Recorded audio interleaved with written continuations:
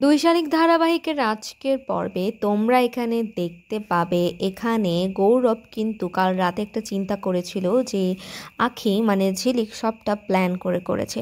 আর তারপরে গৌরব এখানে ঝিলিককে বলে যে আমি কিন্তু সবটাই বুঝতে পারছি, তুমি আমাকে প্ল্যান করে বিয়ের জালে ফাঁসিয়েছো, কিন্তু একটা কথা তুমি মনে রেখো, তুমি আমাকে বিয়ে করতে পারলেও আমি কিন্তু কখনোই তোমার হয়ে থাকবো না, আমি তোমার স্বামী হিসেবে কখনোই থাকতে পারবো না। আমার মনের ভেতর অনেক ক্ষোভ জমে আছে তোমার প্রতি। আর তারপর এখানে ঝিলিক তাকে বলে আপনি শুধু আমার সিঁথিই রাঙাননি, আপনি আমার আরেকটা জায়গায় আঘাত করেছেন।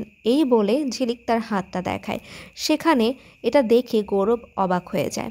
আর তারপর গৌরব বলে যে আমি চাই আমরা একই ঘরে থাকবো, কিন্তু আমাদের মধ্যে কোনো প্রকার স্বামী স্ত্রীর সম্পর্ক থাকবে না, আর বাইরে যেন এটা কেউ না বুঝতে পারে।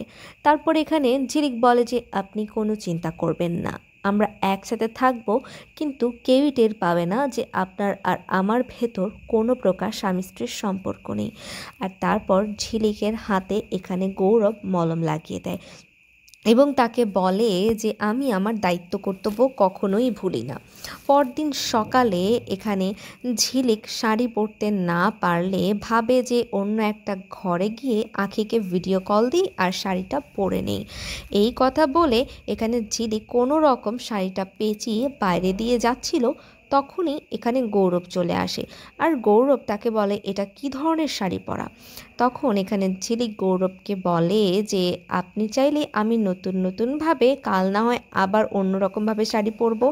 আর এখানে আতর এসে বলে যে কি ব্যাপার, তোদের দুজন লাভ বার্ডের কথাবার্তা এখনো শেষ হয় না, এবার তুই তোর বউয়ের থেকে চোখটা সরা। আর গৌরব তাকে বলে যে আমার ওকে দেখার কোনো প্রকার ইচ্ছেই নেই।